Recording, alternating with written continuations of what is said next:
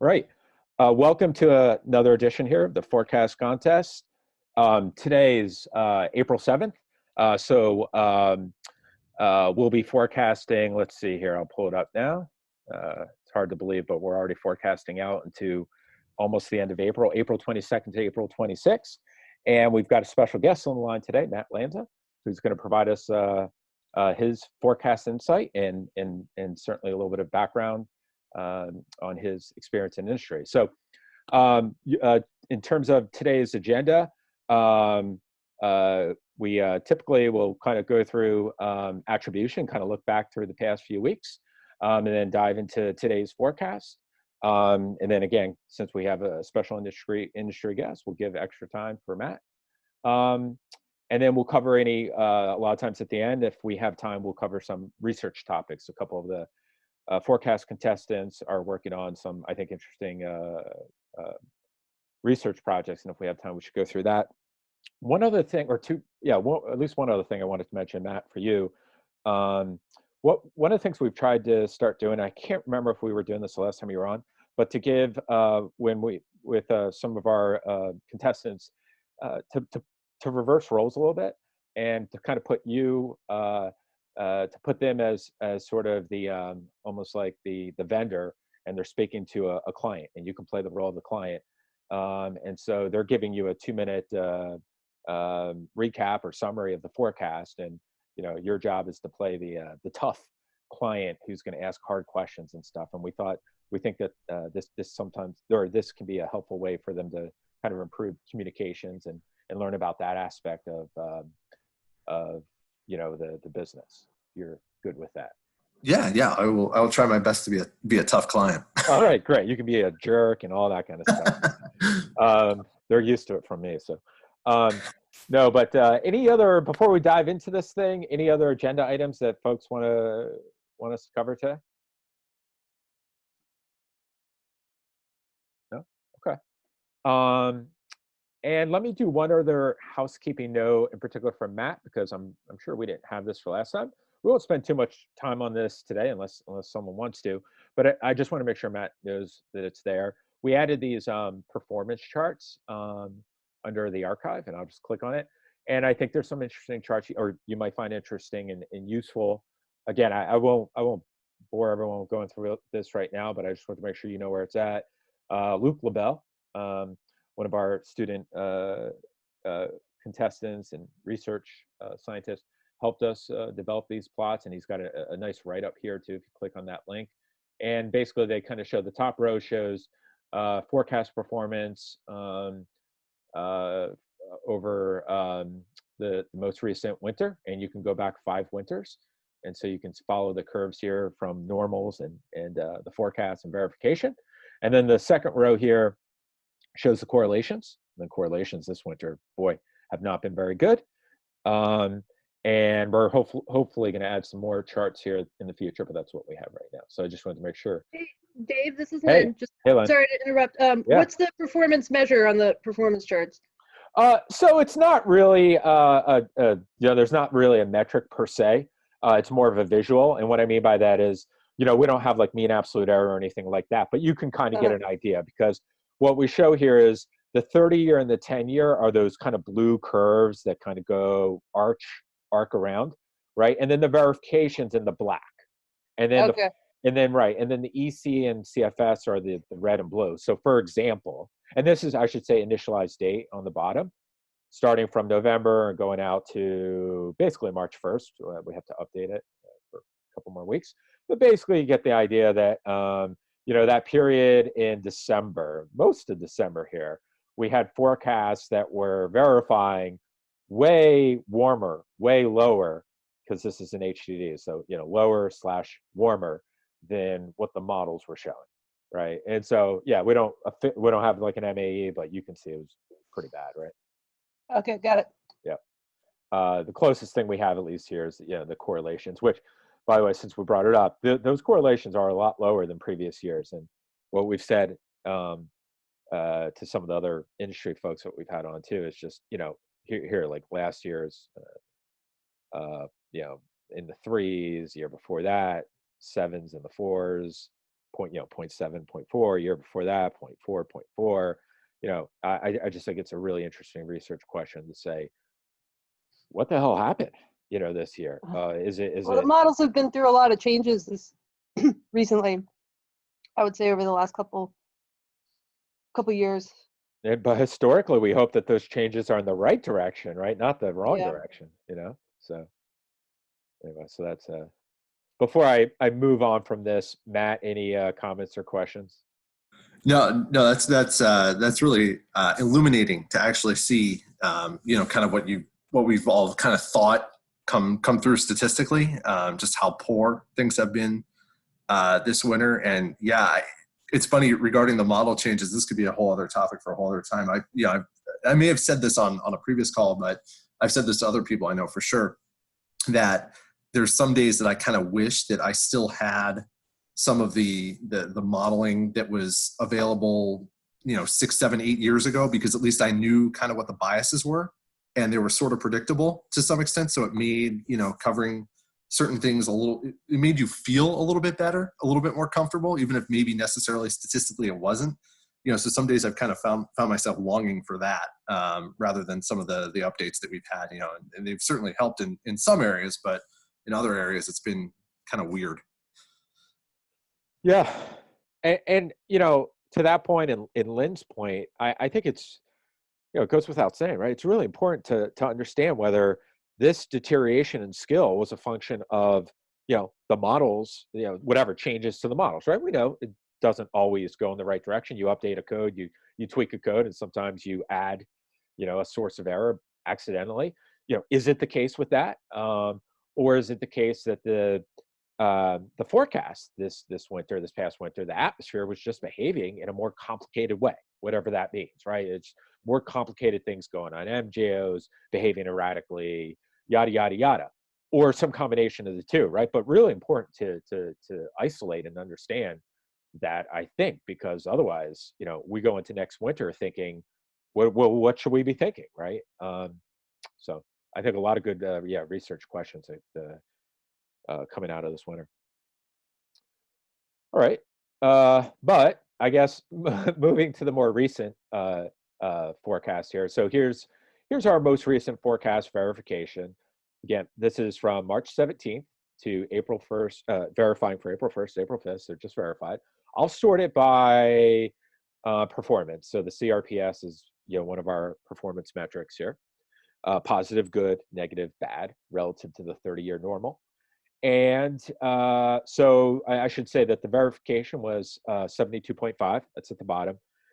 And the 30-year normal, just to kind of benchmark that, I have to sort it, but there, 76.4. So, it was a little bit below the 30-year. And where's the 10-year? It was, it was kind of sandwiched, I guess. It's not little bit warmer than the 30-year, slightly colder, I guess, than the 10-year. So kind of not too far from normal. And I guess I'm just not one of our more extreme forecasts, right? Or verifications. We've had some doozies this winter on both sides, but in particular on the warmer side, of course. So, hats off to Matt Rogers. He had the best forecast, in part because of his spread here. He really had high confidence, I guess you could infer. I'm trying to remember exactly some of the things that Matt was talking about, but clearly based on this number, that would imply that Matt really felt good that the number was going to be in the ballpark of the 68, and sure enough, it was verified just a little bit above that. Professor Decker also did quite well here, and then looking at the lower end of things, we've got the CFS, which it's been kind of a broken record here. We'll look at the heating season summary, like looking a little bit more macro here in a second, but clearly the CFS, another not so great performance. And I know Paul's here at the bottom. I don't think Paul's on the line to defend himself, but I should say here, we'll look at this in a second. Paul Roundy, Professor Roundy, I believe has had the highest directional hit rate this heating season. So kudos to Paul. He's done a very good job this winter. Let's just look at a map. And folks, anyone can jump in at this point or anytime, of course. But this is if you want to look at it visually, this is thanks to our friends at Maxar. this is how the map looked, with a lot of cold up across Rockies and down through Texas, and then pretty warm for most of the eastern parts of the country. So, because of that configuration, we ended up a little bit on the warm side of normal, but I guess just enough of the coolish got into some major metropolitan areas, the Missouri in Kansas, and I'm sorry, in Missouri and places like that, to keep the HDDs from getting too out of control. And let's look at it also from I always like to look at it from a 500 millibar kind of pattern.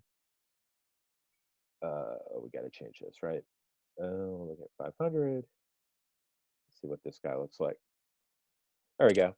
So, there's the trough in the west, ridge in the east, and then you got your sort of North Pacific ridging, and sort of this western displaced NAO kind of thing.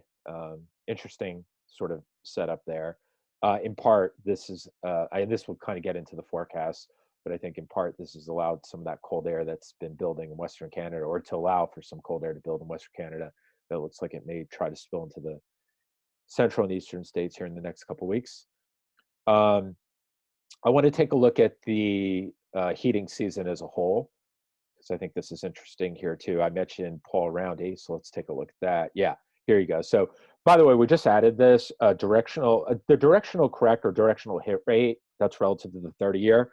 That's been on the in the all categories for a long time, but we just added it recently to the heating season so that you can look a little bit more granular. So again, this is just saying, are you on the right side of the 30-year normal? So, if you forecasted if the 30-year normal was 100 and you forecasted 150 and it verified 110, you get a point. If it verified 80, on the other hand, then you would not get a point, right? You would be that would count as a miss. So Paul Roundy across the heating season since November has had the highest hit rate, 68%. And this was speaking of illuminating, in not a good way. I was embarrassed to see my number here, and I of course I double checked it, and I even tried to fudge it. In fact, this is fudged. It should be like 44%. No, I'm just kidding. I'm kidding. But yeah, my number is below 50. So I can't even, a flip of the coin would have done better probably on my end. But I think it does illustrate too how difficult it is in the 16 to 20 to make a good forecast here. But kudos again to some of the guys here. Dave Darkangelo, who just started making forecasts, has done well, and also the industry, and that's Maxar in this case, has done quite well also. So let me stop here and take a breath. Anyone want to bring up some aspects, anything here in terms of this most recent forecast or the heating season as a whole?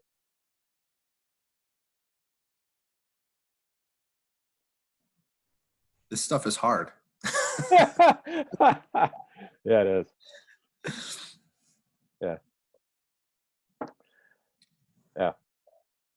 And I'll also filter for bias as people are thinking about this, and you can see the bias there, the CFS plus 16 HDDs, EC about half that, plus 8. So yeah. All right, so that's if no one has any other thoughts on the I guess just looking back at the last few weeks, we can move on to the current forecast here. All right, so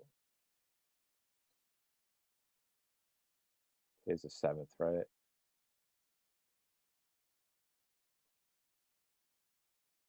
All right, let's sort this. I always like to sort it before we dive into this.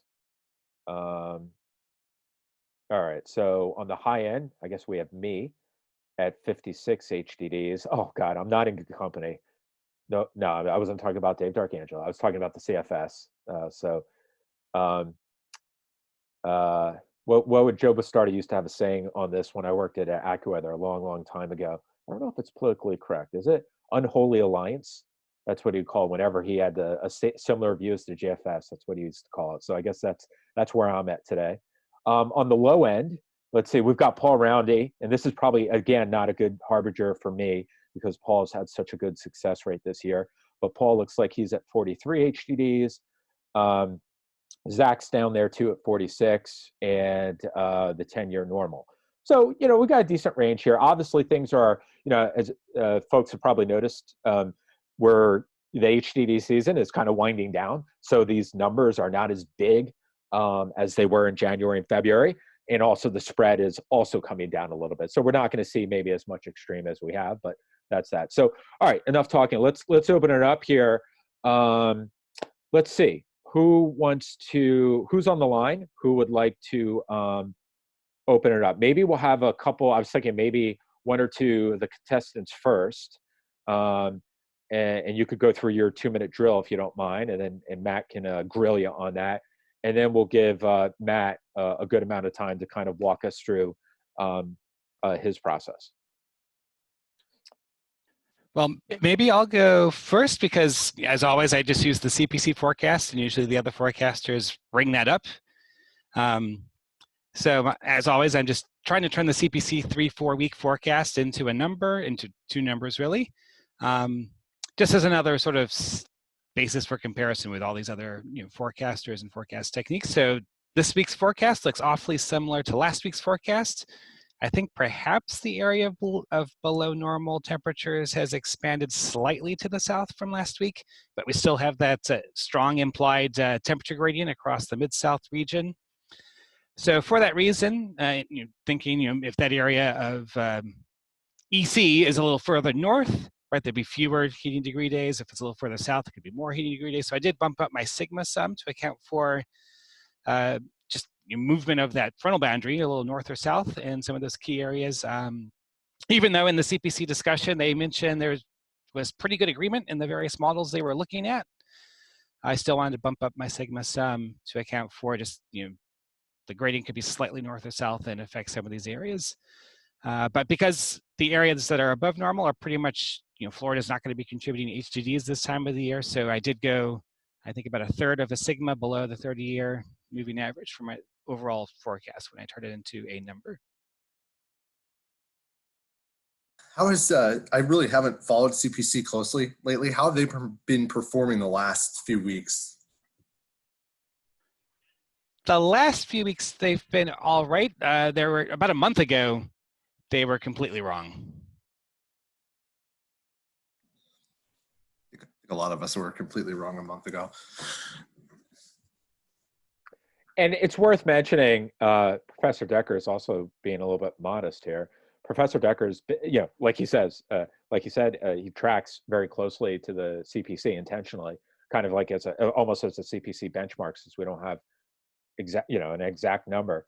And Professor Decker's performed quite well. Has also had one of the highest directional hit rates since the start of the contest. So that gives you some indication too of the CPC. But I was just saying, if we could look over the last 30 days again, because Professor Decker kind of runs pretty close to them. So yeah, I guess a little bit better than the 30-year here.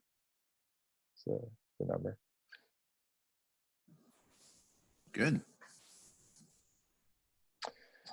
Any other questions for Professor Decker?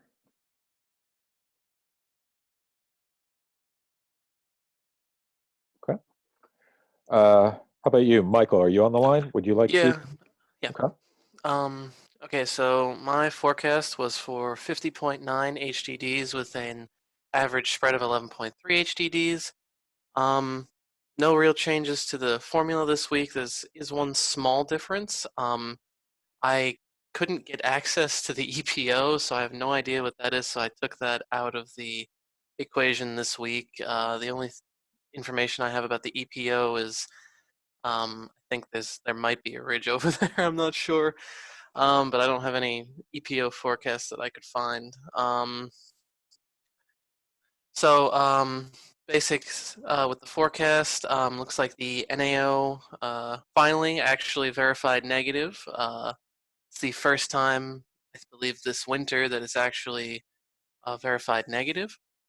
The P&A is still treading right below the neutral line, so slightly negative, with the AO still remaining positive. So that's overall came up to an agreement with the CPC forecast, as Dr. Decker mentioned.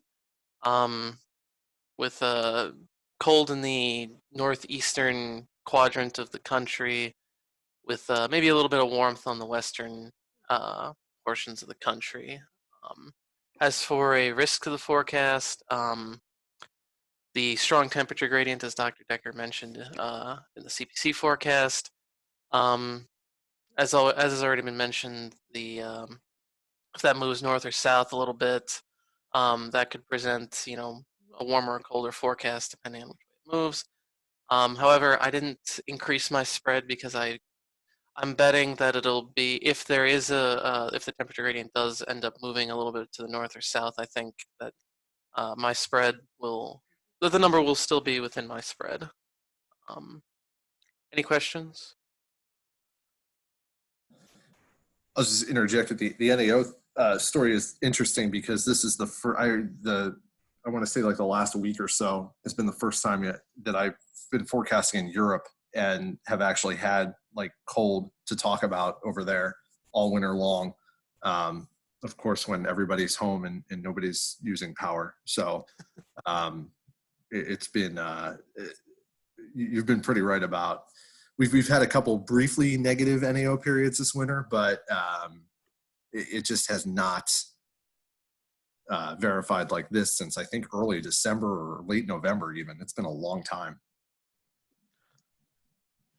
Yeah, usually when I'm making my forecast, looking at this, if it even hints at it being negative, I usually just say no, it's positive. And it's worked. I mean, if you look at the observation, the last thing there, the 14-day verification, it's usually been on the upper end of guidance. I think all but once since early February. I think another period looks like early March as well. So so we'll see if it keeps maybe it'll keep up this negative trend. Do you have any suspicions as to why that is? As to what would cause us to finally shift from models being biased way too negative to now being biased slightly too positive?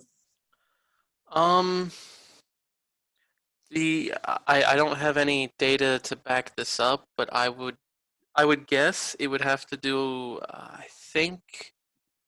What was that? I think that was about a couple of weeks ago now. There was that huge storm out there, hurricane force low. I think I forget. I think it broke a pressure record or something. Mm-hmm.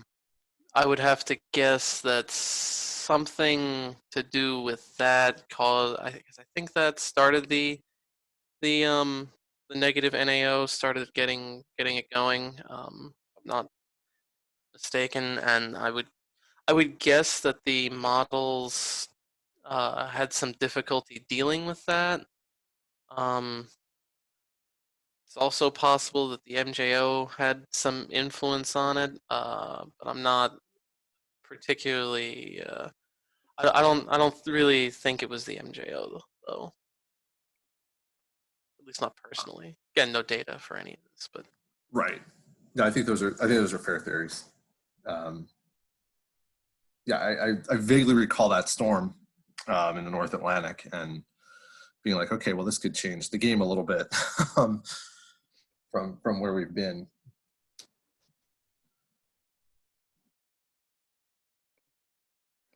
Oh, and Michael, let's see. My hopefully my screen's updated. I feel like things are a little bit sluggish today, but can you guys see the IR screen here? yeah. Okay, good. And then if you need, I think it's here. If you need the EP, you can access it from this page. So just FYI. That's what you were looking Okay. for, right? The EP. Yeah. So if you look at it, you can access this from the web. Well, does that have the forecast? Because I couldn't. It didn't look like it was I wasn't Yeah. sure if that was a forecast or not. Yeah, it's got the 4, 7, 10. Oh, 14. okay. Yeah. So The website I used didn't seem to be updating for some reason. okay. Yeah. So that's another source there if you want it. I think I was just thinking about that because I know you guys were just talking about the NAO/AO. I think it's a great question too. I mean, we've been talking about that ad nauseum, right? This winter, right? The fact as you guys mentioned, that there was such a bias, right? That the models consistently or mostly consistently underestimated the positivity or the positive phase of the AO and NAO.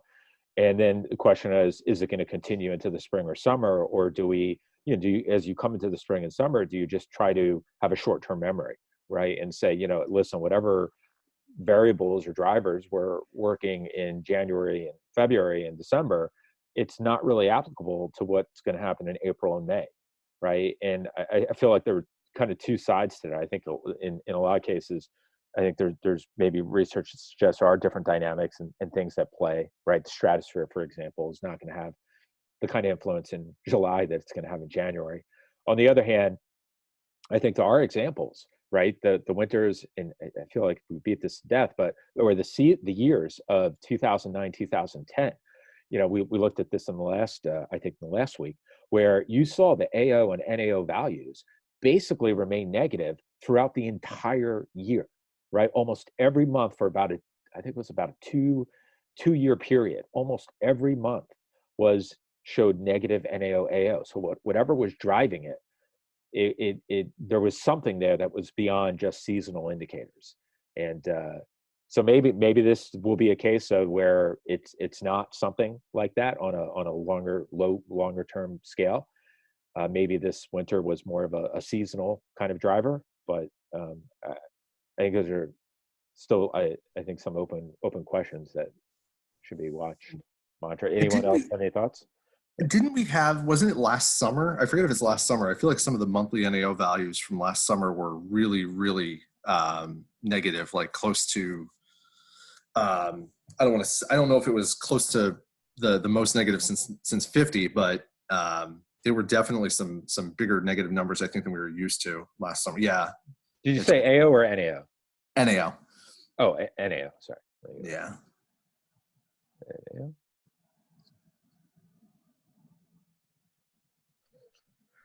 Yeah, there you go. Some of these summer, Jan, Feb, March, April, May, June, July. So July is minus 1.4. Okay. Yeah, very negative. And there's since we're already here, here's my reference to like the 2009, 2010, where, it wasn't just winter, right? It was like, negative, negative, negative, one positive, negative, negative, negative, negative, negative, negative, negative, negative, negative, negative, so on and so forth until, of course, folks who have been around for a while remember the transition just before the winter of 2011 and 12, when there was concern that we were going to have a third super NAO AO and cold winter again, and of course everything went in the other direction. That's Matt, have you ever heard exactly? I mean, do you remember? Have you heard speculation as to what caused that transition? I remember it, and so that was my third year, I think, in the industry. My first year was 09-10, so I definitely remember the negative period, but I don't remember following up on what the cause was for the big flip in 11. Yeah, I mean, you're right. That was I remember going into that winter and like I think I heard like super blocking tossed around or whatever, and it just never happened. right. Well, and the irony is, and you could see it by, this is the December value, right? So that, and even the November value, these are some of the highest values we ever had. This 2.52 might be the highest. I'm just quickly scanning, back to 1979 at least. So imagine playing. It's easy to play Monday morning quarterback, but imagine you're a forecaster coming into that winter. You're coming off some of the most negative winters on record. The summer was damn well pretty negative. And how the heck do you anticipate that not only is it going to reverse, but then you're going to go to like the most positive November, December period on record? Just lots of awesome research questions, I guess, is my, I still haven't heard a great answer in terms of understanding. I remember hearing, stratosphere, sunspots, this and that, the other thing. But did the sunspot cycle really reverse that much in 1 year? And, was that the cause? And of course, then if you're going to talk about sunspots, you also have to talk about this recent winter, right? And the problems we've had. So anyway, getting sidetracked. All right. So But I think that, and we do, Matt, we do have a couple students who are, I don't think one of them's Erin. She's a student at Albany. I don't think she's on right now, but she's actively working on an AO project with Paul Roundy, and hopefully we can share that, her findings, uh, you know, as we get through the spring. We'll certainly share that with you. Awesome. All right. Let's see. Would anyone else like to go before we hand it over to Matt? Not sure who's on the line here. Let's see. Michael, Lynn. Lynn, did you make a forecast? You didn't make a forecast, did you? If you're still on the line, you might be on mute, Lynn. Okay. All right, Matt, why don't we? Sorry, I'm still here. Oh, I you're was still, muted. okay. No, I didn't make a forecast yet. Anything you, but you know, you obviously have a lot of experience on the research side in terms of, you know, trying to understand what the hell's going on here in the 615 and medium range period. Any insight, anything you want to share in terms of your experience with the group? Well, you got me a little off thinking about the NAO or the AO switch, and the possible reasons for that. And I'm not sure where the sunspots come from, but I do think there's something to look into, especially or starting now, that we maybe always didn't have to look into before, and being anthropogenic forcing from the surface, or things of that nature that don't seem to ever go into play. I know there's a lot of talk about the stratosphere, but I think there's a lot of forcing from the surface that we would probably need to consider as well. And any thoughts? I know we're kind of putting you on the spot, but Sure. but you know, I guess that's why we're all here, right?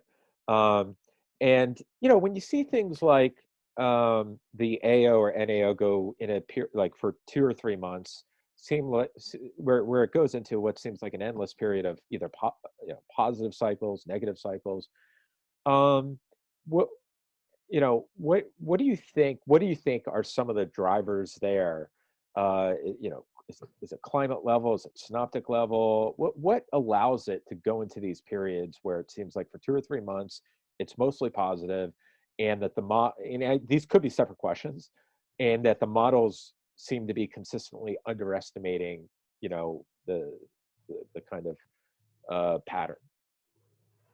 Um, well, I guess two things. One, from my past experience in trying to look at the time series of AO and NAO, and remembering that they are a monthly calculation at their base. So trying to look at them in terms of something smaller than that, a 6 to 10 day, can be misleading. But there has been, or at least what I've noticed, is it seems to be the best predictor seems to be persistence, which is obviously the least complicated thing you can do.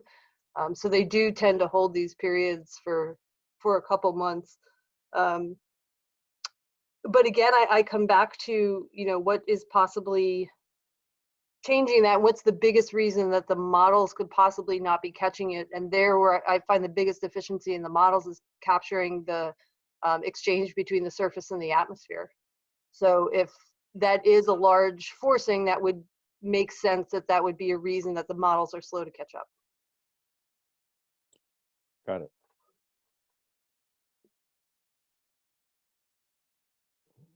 Let's see, any other questions for Lynn?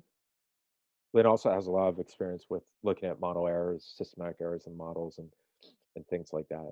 So, okay. Yeah, Matt, why don't we turn it over to you? And if you could,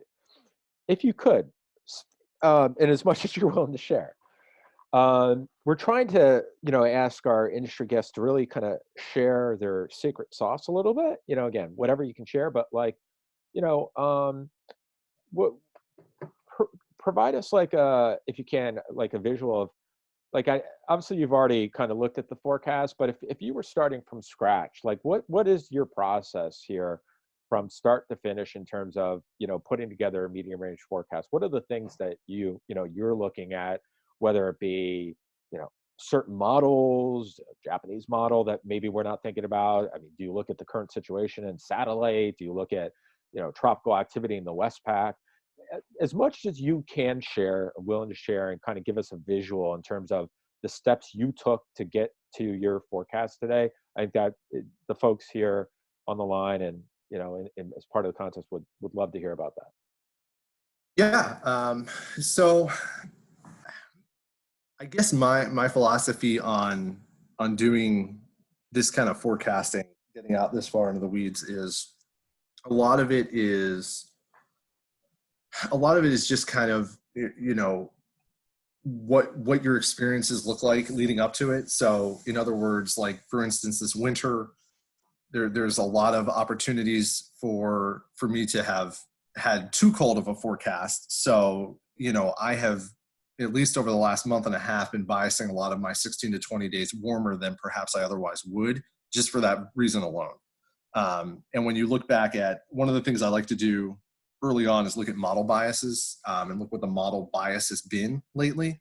We've got a couple of vendor tools that we're able to look at that illustrate this graphically for us. And like if you looked at, you know, the European model, for instance, in the 11 to 15 day, for most of this winter, it's 14 to 30 day bias. And this is the European ensemble medium range.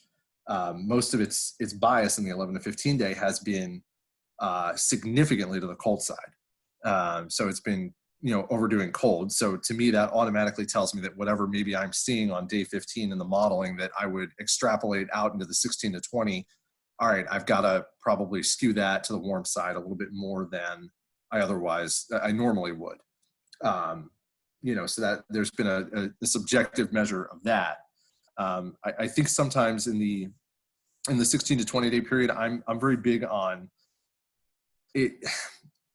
It's an art, not a science, to some extent, because there is so little to look at, and we've got a lot of variables that, you know, may or may not be right that we're looking at that time frame. So to me, I have a very subjective view on making a 16 to 20 day forecast. So a lot of times when I'm drawing my maps, it's going to be a little bit of looking at a model, a little bit of looking at recent history, a little bit of looking at the extrapolation from day 15, and a lot of, all right, what do I think that's going to morph into, and just kind of make it from scratch. Now, devising, that's actually been one of the interesting things about participating in this, is because now it's forced me to sort of devise a very objective kind of number for a 16 to 20 day forecast, which is not easy to do sometimes, you know, especially when, you know, you're not quantifying your own degree days internally. You know, it makes it a little bit difficult, but, you know, so the biases are a big thing. The recent history is a big thing. And, you know, it's just looking at, I've set up a spreadsheet that I look at the values of a lot of the teleconnections, AO, NAO, PNA, EPO, WPO. And I have the history going back to 50, and I, you know, input a range that I think is reasonable based on what I see on day 15 for what that index is going to verify at. And that at least spits me out some analog dates that I can look at. So at least I can look at some sort of historical snapshot as to, all right, with teleconnections in these phases that they're expected to be on day 15, what did that look like extrapolated out the next 5 days from there historically. And, you know, some days you'll get, you know, 5 to 10 dates back to 1950. And then other days you'll get 150 dates going back to 1950. So what I've tried to do is I try to also limit how far back I'll go in time, because I really don't want to be looking at, you know, 1950 analogs too often anymore, and given the climate regime that we're in. So I usually try and stop myself at 1980. And even more recently, when I get a lot of analog dates, I'll stop myself at either 1990 or even 2000, just to get sort of a shorter, more recent snapshot, something that's more realistic. That's not going to be my forecast, but that's going to be something in the back of my mind. Like for example, when I plugged in everything today, I got a map that was pretty warm.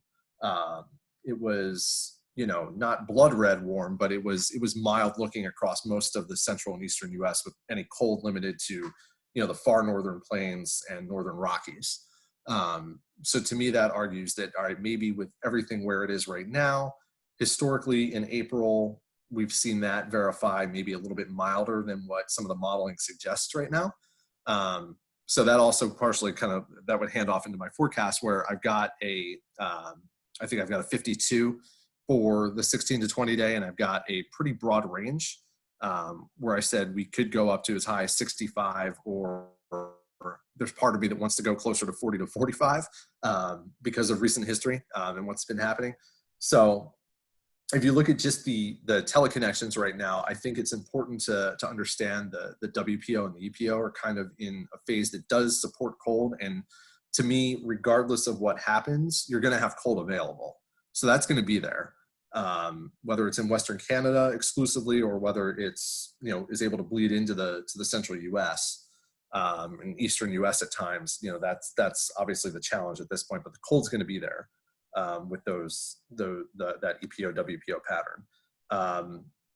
The problem that I think we've seen in the Eastern US lately has just been this southeast ridge, or just high heights in the southeast, this propensity to stop the trough, the base of the trough a little bit further to the north, and you just end up, with milder temps from Florida to Texas, which, as Dr. Decker pointed out, you're not going to gain a lot of HDDs there this time of year, but it speaks to how far south and east can that cold get. And I think that's been the model struggles have been significantly there, where they have been they've been more frequently getting rid of southeast ridging and allowing cold temps to move into the east more often than they should have this winter, and even in recent weeks. So to me, that creates a little bit of, I've been snake bitten in recent weeks, so I don't want to go that cold. But at the same time, objectively, the data is arguing that, you probably should have some element of cold in the Eastern US, particularly in the Eastern Midwest and Northeast, as well as, going back toward the Northern Plains. So one of the things I've done is, I look at what is the typical WPO correlation this time of year, and it almost always focuses that cold from the Great Lakes to the Northern Plains, and it's actually one of the strongest correlations from a teleconnection that exists. So to me, when I see the WPO as stable and negative as it's been, that argues that even more strongly to keep cold in the Midwest. So you're definitely going to get that, I think. So I don't think the cold's going to end up trapped up in Western Canada, but so you've got the cold in the Midwest. And whether or not it comes east, obviously that's what I was just talking about is sort of the open question. So I freely admit to skewing my forecast because of some recency bias, being snake bitten, as I like to call it. So a lot of that WPO, EPO, interpreting the climate models, the CFS and the Euro, their CFS has certainly been on board with cold the last few days in the 16 to 20 day, and it continues that today to some extent, I believe. But if you look at the 5-day averages, it's definitely been on the cooler side. The European model, less so, but it's still kind of hinting at that plains to northern Rockies, that what I would expect to see. What I would expect to see in a negative WPO pattern. So, rather than interpreting the Euro explicitly as to what it's saying, I'm going to, massage that a little bit more to what I think it's trying to show. And I think it's also trying to show that resistance in the Southeast as well, owing by the warm temps from Florida across the Gulf. So, I think that feature is not going to go away entirely. I think that's still going to be with us to some extent. And, you sort of even see it in Maxar's forecast there that it's got that kind of view. So me, if I'm showing this to a trader, I'm going to say I kind of like this. I don't see a lot of reason to waver too much from this. There is some risk that you could be a little bit colder in the Northeast and in the Eastern Midwest, but I think there's equal risk that you could be warmer as well, which makes this pretty challenging. Springtime patterns are always challenging, both in terms of how to convey as you're getting to the end of heating season. How much does it really matter?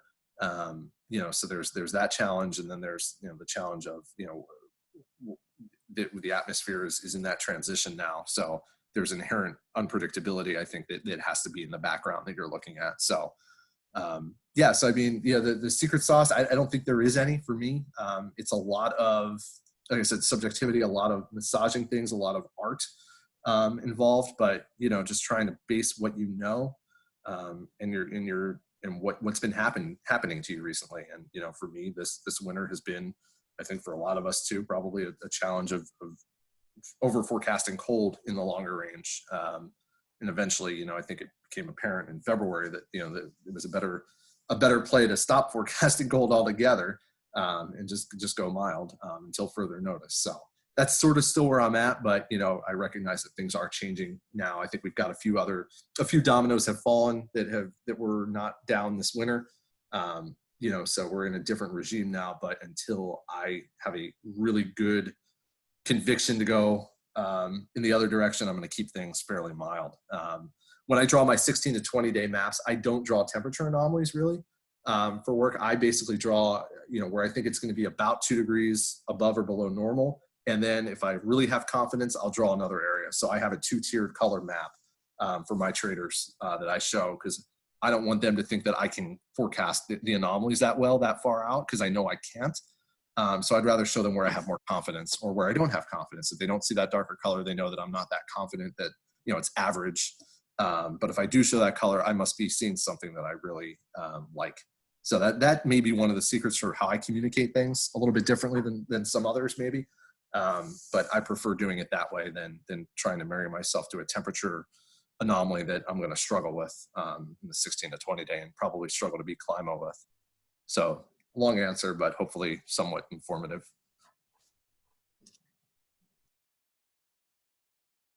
Oh, that's great. Thank you, Matt. I have a question, but before I ask it, any other folks on the line have a question for Matt and today's forecast or his process?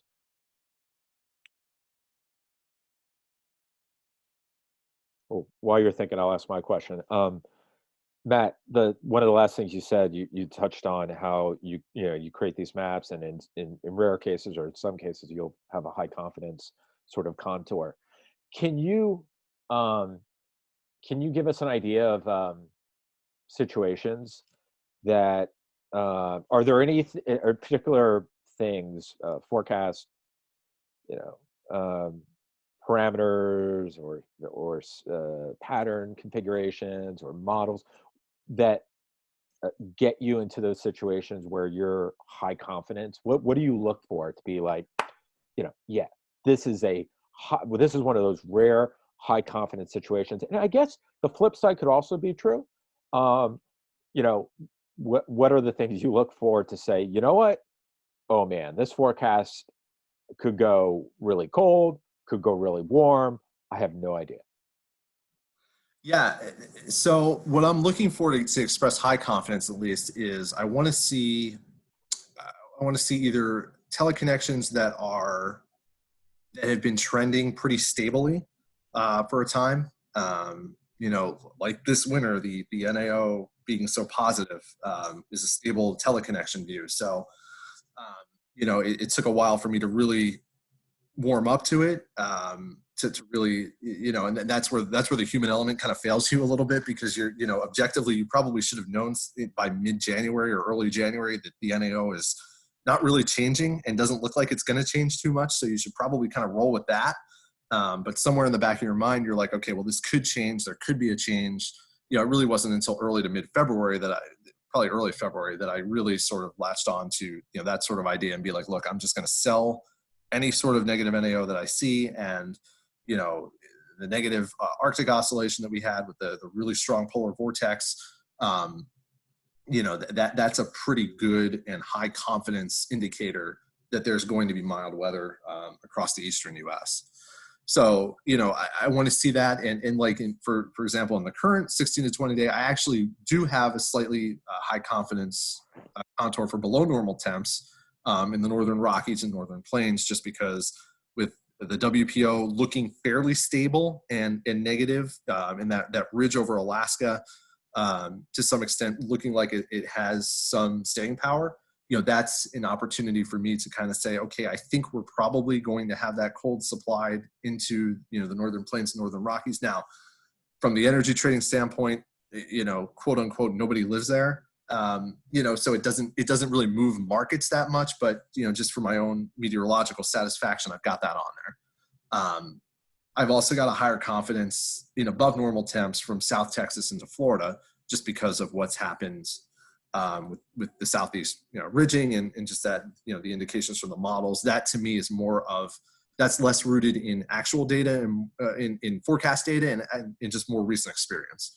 So that's sort of how I look at this, is that I will look for the teleconnections to be stable to really jump on that, or I'm going to look for some sort of bias that I've recognized that I've had, or that the models have had, that have, lead me to believe that maybe it's only going to be 2 or 3 degrees above normal for the period, but it's still going to average above normal across the Southeast. Now, I guess from the standpoint of, your second question, what was your second part to that question? Just the opposite. Like, do you ever look at situations or how, and analyze it and say, it could really verify anywhere from really cold to really warm, or relatively so. And Yeah. what do you look for to come to that conclusion? So from that, I'm going to try and look closer at, the 11 to 15 day ensembles, and looking at the individual spread in those ensembles. Sometimes you'll look at the different, you look at different teleconnection indices, right? And, you obviously don't want to marry yourself to a number, but you're using that to just get an idea as to what's going on. And sometimes you'll see, I don't know, I'm just throwing this out there as a random example. Let's say that the 51 European ensemble members show the WPO, days 13, 14, 15, clustered between 0 and, minus 1.5. There's not a lot of spread within that, right? So you're pretty confident that pattern is probably going to be there to some extent. Maybe it'll waffle a little bit or come out of that range a little bit from where it's been. But then you'll look at, another time, the WPO, the range within the 51 ensemble members will be plus 1.75 to minus 2. And there's no real sign of a cluster within that. So to me, that says, okay, I don't know what the heck's going on here. This is telling me that the ensemble has got a lot of issues handling ridging over the North Pacific, over Alaska. So even if the ensemble mean is showing something that is, called a mean ridge over Alaska, the ensemble mean doesn't really mean much if the, individual ensemble members are all over the place, right? Because the mean is just an average. And, obviously with that much spread, there's some degree of volatility. So I can, I'll utilize that to say that, okay, once we get out 13, 14, 15 days and into the 16 to 20, there's a lot of volatility. I use the word volatility a lot in my notes and in my conversations with traders. And, because of that volatility, there's a lot of risk here going into this period that it could go one direction or the other. And then what I'll usually do is explain the route by which it could go in that one direction or the other. If we get the ridge over Alaska, downstream. If we don't get the ridge over Alaska, here's what's going to happen across the U.S. I try to assign some level of confidence to that, even in a situation, where I'm not confident. Usually it's not going to waver more than 60-40 in one direction or the other. But it's just to kind of give them something to go off of, because ultimately the traders want an answer. I've been blessed, to be completely honest, to work with traders that get and understand that weather will change and that that you're going to be wrong some days. And maybe part of it is just how I explain, my way to get there. But I always justify everything I'm forecasting, whether they read it or not, whether they look at it or not, I don't know. I don't care, but I know it's there. And I know that they have the answer that they need. And they also have the justification if they need it, if that makes sense. Yeah. That was really helpful. Thank you. We still have, we have just another minute or two. There's a lot to dive. Sometimes you wish you had another half an hour, but anyone have any follow-up final questions for Matt, or questions in general before we close it out?